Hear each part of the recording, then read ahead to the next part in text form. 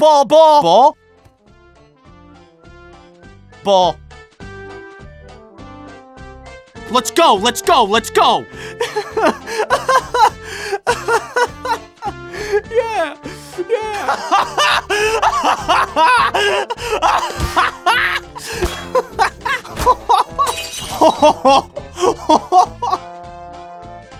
Let's go, let's go, let's go. Go, go, go. Woohoo! Woohoo! Yeah! Woo! What?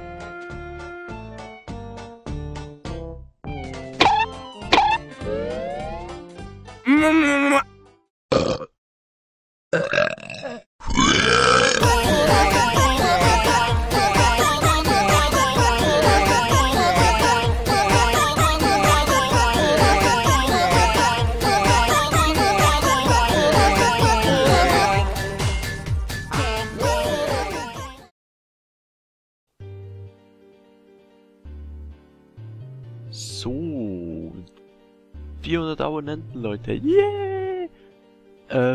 Ja, kurz mal ein bisschen eine Erklärung. Nebst dem kleinen Intro-Video von Gmod, ja, das jetzt gerade vorhin gelaufen ist, ne? Ihr wisst schon, kommen noch 2 andere Videos mit diesem Commentary hier. Und zwar Kommentar hier erstmal die Klasse, bevor ich es vergesse. M27 IAR, meine Lieblingswaffe vom Versorgungssoldat, die MP412 Rex, ja, Munipack, C4 und Sprint-Verbesserung für den Squad. So, im Gameplay geht's am Anfang übelst ab hier, die erste Station, da geht's richtig ab, ey. Und dann später verkacke ich es ein bisschen, aber naja, trotzdem sehr cooles Gameplay geworden. Ja, dann hoffe ich, die Audioqualität stimmt. Ich habe jetzt mal ein neues Aufnahmeprogramm genommen, weil ja, das alte spackt irgendwie in letzter Zeit ein bisschen rum. Und ja, ansonsten, die Map ist übrigens Demavent Peak. Und ja, also da fange ich doch mal an. Das Gmod-Intro, ja, habe ich einfach mal so als Fun gemacht, weil ich diese Videos, es gibt ja auf YouTube relativ viele dieser Gmod-Videos. Und wenn die richtig gut gemacht sind, dann sind die übelst geil, finde ich. Und ich dachte mir, komm, machst du auch mal sowas. Ist zwar übelst scheiße geworden, aber naja. Jedenfalls 400 Abonnenten. Hätte ich nicht gedacht. Jedenfalls habe ich noch einen Trailer gemacht, den ich einfach am Schluss dieses Commentaries noch randrücken werde. Zu einem Projekt, das kommen wird, das euch bestimmt gefallen wird. Oder jedenfalls einigen von euch. Und dann habe ich noch eine Montage zusammengeschnipselt, die ich direkt nach dem hier hochladen werde. Das Spiel von der Montage wird bei Company 2 Vietnam sein, weil ich da mal noch nix habe. In dem Sinn. Ja, ist auf jeden Fall. Ich muss sagen, die Montage ist nicht ganz so. Ja, viel mit. Soll ich sagen, ich habe da nicht so viel Arbeit reingesteckt, wie zum Beispiel in die Dual Montage oder in die letzte Bad Company Montage. Ganz einfach wegen Zeitdruck, weil ich gesehen habe, ich habe mich nicht mehr so auf die Abonnenten geachtet, ehrlich gesagt. Und dann plötzlich sehe ich so, nur noch 10 Abonnenten, dann habe ich die 400. Was machst du für ein Special? Ja, und jetzt habe ich einfach gedacht, ich mache ein bisschen mehr Sachen aufs Mal, weil mir nichts Spezielles eingefallen ist. Also mache ich, wie gesagt, ein neues Projekt, das euch bestimmt gefallen wird. Eine Montage, ein Commentary und ein kleines Video, Intro-Video, Stop-Motion bisschen, kann man das eigentlich nennen. So dass eigentlich alles, was ich auf meinem Channel mache, in ein Special gepackt wurde. Ja, ich hoffe, das gefällt euch so. Ansonsten gibt es ja noch viele Abo-Special, also das 500 mindestens noch. Dann wahrscheinlich in 750 oder so. Mal gucken, vielleicht auch weiter in 100er Schritten. Mal gucken. Und dann kann jemand von euch ja die Idee sponsern. Ne? Egal. Jedenfalls habe ich dann noch auf Facebook gefragt, was könnte ich denn für ein Thema nehmen? Hier, der Typ hat ein bisschen Pech. Tja, da haben meine Spinnensensoren Alarm geschlagen, wie Hacker jetzt sagen würde. Jedenfalls habe ich auf Facebook gefragt,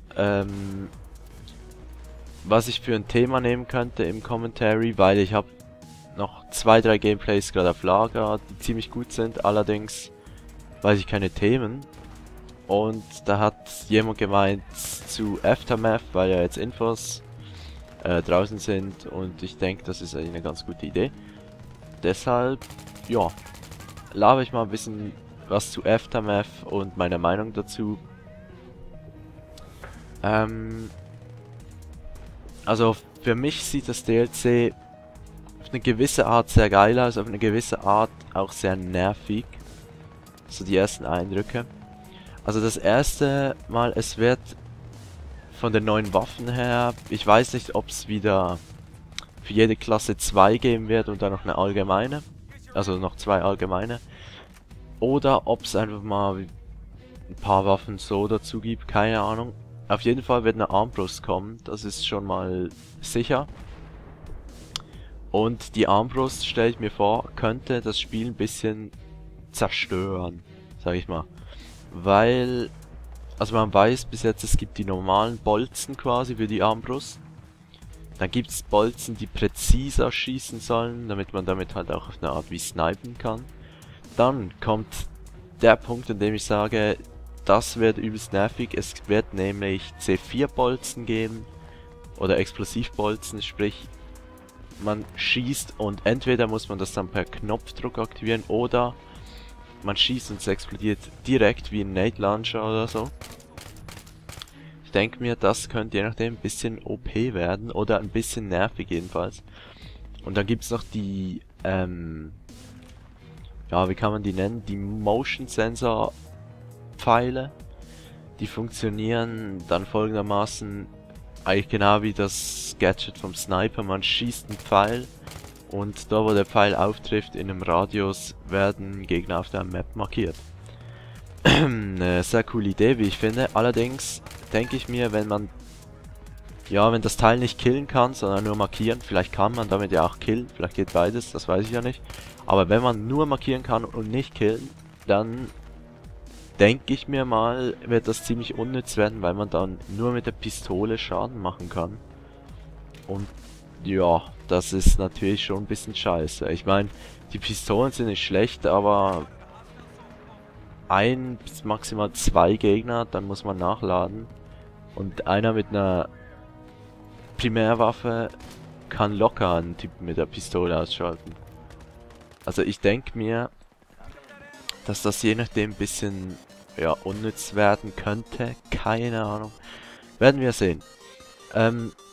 Die andere Befürchtung ist, wie stark wird die sein? Denn das Nachladen wird eindeutig länger dauern wie bei einer Sniper. Aber da muss ja irgendwas sein, das das quasi verbessert. Also, dass die Waffe nicht zu schlecht ist, wenn ihr versteht, was ich meine. Ich meine, die Waffe kann ja nicht zum Beispiel schwächer sein, länger nachladen, ungenauer sein. Das kann ja nicht alles quasi schlechter sein, sonst nimmt ja niemand das Ding. Und deshalb kann ich mir eigentlich fast nur erklären, dass die Waffe stärker sein muss, weil ungenauer finde ich ein bisschen unrealistisch. Genauer meine ich natürlich, finde ich ein bisschen unrealistisch. Schneller schießen wird garantiert nicht so sein, ich meine, man muss immer wieder einen neuen Pfeil reinlegen. Das geht eindeutig länger, als wenn man einen Riegel zieht. Dann kann ja fast nur die Stärke eigentlich der Punkt sein, der die Waffe quasi verbessert. Dann ist da aber das Problem, die M98B, die macht ja schon 95 Schaden aus der Nähe in den, ich glaube in die Arme oder so, in den Körper wird's One-Hit aus der Nähe. Ich glaube, aus der Entfernung war es in den Körper 95, sowas glaube ich. Irgendwas relativ stark, fast One-Hit. Und wenn die Armbrust ja stärker sein muss wie die Sniper-Gewehre, dann wäre die ja One-Hit so oder so. Und ich glaube, das wird ziemlich viele, ja, das wäre relativ OP, würde ich mal behaupten. Also das ist jetzt einfach mal so ein bisschen meine Vorstellung, wie das sein könnte. Und ich denke, dass deshalb die Armbrust ein bisschen das Spiel versauen kann. Je nachdem, wie sie es machen, natürlich auch nicht. Ich habe keine Ahnung. Aber ja, also hoffen wir, dass DICE sich da nicht zu weit aus dem Fenster lehnt, ne?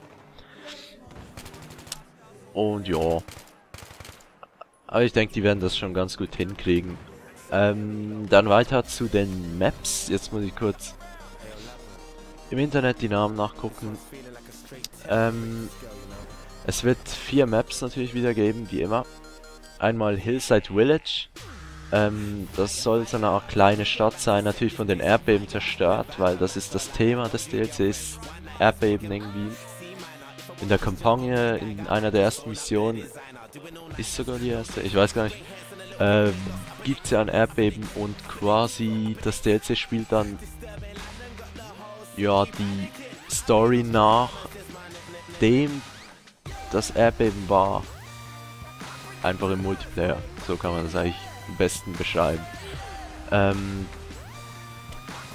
Und wie gesagt, eine Map ist Hillside Village, da gibt es dann so eine Art Mischung zwischen Fahrzeugen und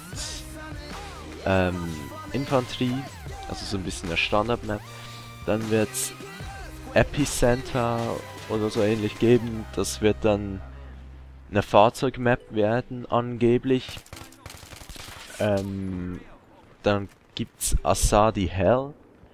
Das soll ein bisschen eine Close Quarters Map werden, sprich Infanterie Only oder so. Und dann eine Map, über die man noch nichts weiß, allerdings den Namen schon. Und zwar ist der Marcus Market. Ich nehme an, das wird dann irgendein Markt sein, halt mit Ständen, ähnlich wie bei Grand Bazaar oder so. Also könnte ich mir jetzt vorstellen, ob das stimmt, weiß ich nicht. Und was ich richtig cool finde, ist der neue Spielmodus, der Scavenger-Modus heißt er. Das ist so eine Art Überlebensmodus, kann man sagen. Man startet mit einer Pistole, einer Granate und einem Messer. Und wie ich weiß, mit nur 1-2 Magazinen der Pistole. Ja, und dann kämpft man halt um Punkte, wenn ich es richtig verstanden habe. Also ein bisschen wie Eroberung. Und kann sich Waffen vom Boden aufheben, die irgendwie verstreut auf der Map rumliegen. Und diese Waffen haben dann aber auch nur 1-2 Magazine, also sprich Munitionsmangel hoch 10. Allerdings sehr interessanter Modus, denke ich mir, weil man dann ja extrem vorsichtig sein muss, eigentlich. Und ich denke, das könnte schon ganz cool werden, irgendwie. Es wird, ich weiß nicht genau, wie das funktioniert. Es steht in den Infos, dass die Waffen in 3 Levels eingeteilt werden. Level 1 wären die PDWs, sprich Waffen wie die UMP oder die Schrotflinten. Und SMGs, das ist Level 1. Level 2 wären... Ah ne, warte, sorry, stimmt gar nicht. Level 1 sind die PDWs und SMGs, also UMP, MP7 und so. Also alle vollautomatischen Waffen, die aber jede Klasse nehmen kann, und die SMGs halt vom Pionier. Level 2 wären die Schrotflinten und die Scharfschützengewehre und Level 3 die Sturmgewehre und die LMGs. Ja, Klassen gibt es dann logischerweise nicht. Wie das mit diesen Leveln funktioniert, weiß ich nicht. Ob da irgendwie quasi ist, am Anfang vom Match kann man nur die PDWs und SMGs haben, in der Mitte dann die Schrotflinten und Sniper und am Schluss dann die Sturmgewehre und LMGs, oder wie das genau funktioniert. Keine Ahnung, und da weiß man auch nichts drüber.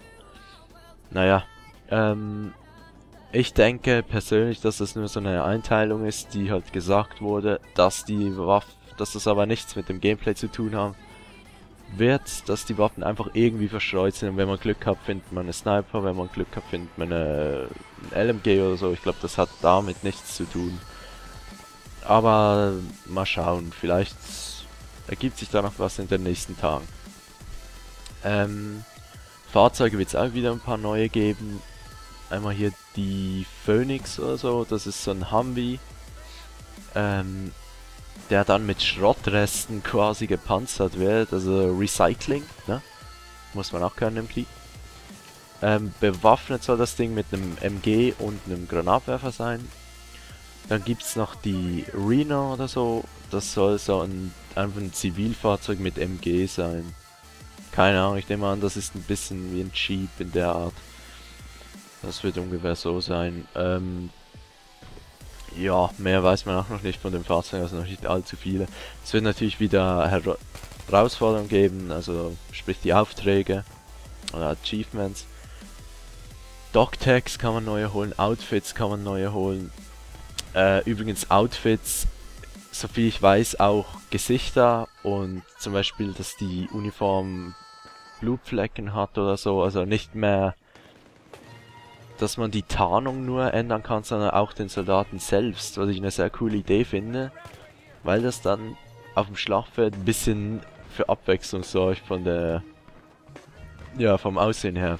Das ist ein bisschen wie in Team Fortress 2, nur nicht so übertrieben, weil da gibt es teilweise auch 5 Scouts in einem Team, aber die sehen halt alle unterschiedlich aus, weil jeder andere Hüte und so Zeugs hat. Naja. Von dem her ist das bestimmt ganz cool. Es soll übrigens auf den Maps die Zerstörung wieder ziemlich stark vertreten sein, dass man sehr viel zerstören kann. Und alle paar Minuten soll es ein Erdbeben geben, das zwar die Map nicht verändert, allerdings einfach das Zielen erschwert. Also quasi man zielt und es rüttelt rum wie nix. Also keine Ahnung, für mich ein bisschen unnötig. Ich meine, die Sonne macht es uns schon schwer genug. Naja, aber ich denke, das wird schon... Ja, ich denke vor allem in diesem Scavenger-Modus wird das bestimmt ein ganz cooles Future, dass das einen dann retten kann oder irgendwann halt eben ein bisschen die Schwierigkeit auch erhöht. Demnach wird das bestimmt ganz cool. Man kann übrigens auf allen Maps auch den Gun Game Mode spielen. Endlich wieder. Sprich neue Maps für den Gun Game Mode, finde ich sehr geil. Und ich denke, das wird auch einer der Modi sein, den ich viel spielen werde. Also ich freue mich auf das DLC einiges mehr wie auf Armor Kill, weil ich bei Armor Kill genau gewusst habe, dass das nichts allzu geiles wird, weil Battlefield ist nun mal ja so beliebt wegen der Mischung aus Infanterie und Fahrzeugen und nicht nur Fahrzeuge. Also von dem her denke ich mir, das wird schon was ganz Cooles irgendwie. Also ich freue mich persönlich drauf. Am 4. Dezember wird das Ganze für den PC kommen. Für die Premium-Spieler, für die PS eine Woche früher und für die Xbox auch am 4. Dezember. Ja, ich glaube, das war's so von den Infos her. Das Gameplay ist auch gleich zu Ende. 31,3 müssten die Stats sein. Und jo, dann kommt jetzt noch der Trailer zu dem neuen Projekt. Und anschließend vom Trailer werde ich dann einen Link machen zu der Montage, damit ihr das ja auch nicht verpasst. Dann bedanke ich mich nochmal für 400 Abonnenten. Und ja, ich denke, das war's. Wenn ihr noch irgendeinen Wunsch habt für das Special, einfach mal in die Comments schreiben. Je nachdem ist es mir möglich, das zu machen. Und dann würde ich sagen, bis zum nächsten Mal. Wir sehen uns dann.